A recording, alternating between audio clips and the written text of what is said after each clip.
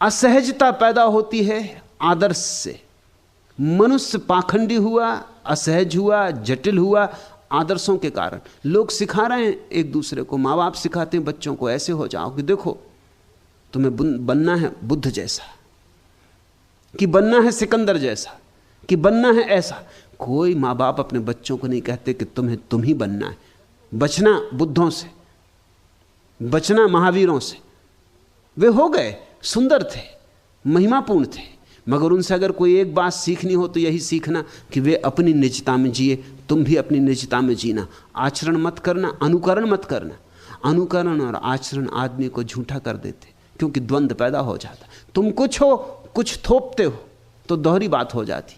हो कुछ, करते कुछ हो, कुछ बोलते कुछ हो। तुम्हारे कपड़े कुछ, तुम्हारी आत्मा कुछ।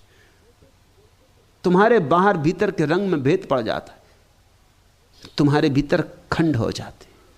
और खंडित हो जाना असहज है। सहज का अर्थ होता है अखंड जीना। तुम जैसे हो वैसे ही जियो। जरा सोचो इस बात को, ये बहुत बहुमूल्य बात है। तुम जैसे हो बस वैसे जियो, बुरे तो बुरे, भले तो भले। तुम सारी दुनिया को अपनी वस्तु स्थिति से वाकिफ हो जाने दो। तुम अपने को उघाड़ दो। तुम कह दो कि ऐसा मैं हूं, यह मेरी नियति, ऐसा मुझे परमात्मा ने बनाया, उसकी ऐसी मर्जी। स्वीकार करे दुनिया तो ठीक, अस्वीकार करे तो ठीक। जब तुम चाहोगे कि दुनिया मुझे स्वीकार करे ही, तभी अड़चन शुरू होगी। तब यह होगा कि दुनिया जैसा चाहेगी वैसा तुम्हें होना पड़ेगा।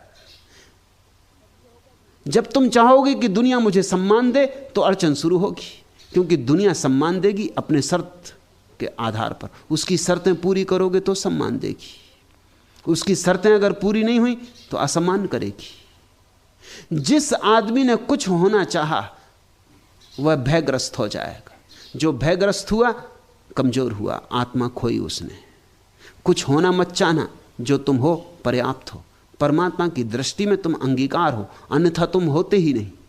उसने तुम्हें स्वीकारा है। जुन्नैद के जीवन में कथा है।